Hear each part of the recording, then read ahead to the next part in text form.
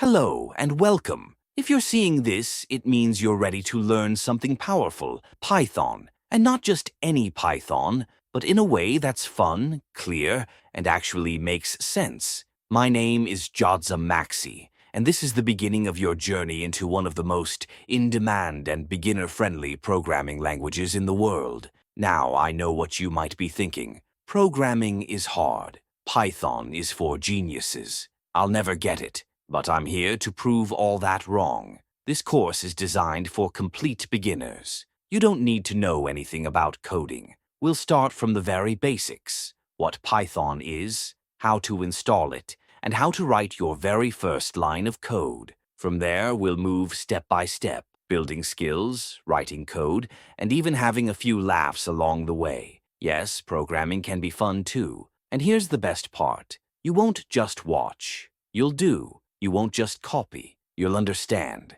And by the end, you won't just be learning Python. You'll be thinking like a programmer. So if you're ready to build apps, games, or even websites one day, this is where it starts. Let's dive in. Let's break it down. Let's learn Python together. Like what L always say, never stop learning. So let's roll the intro.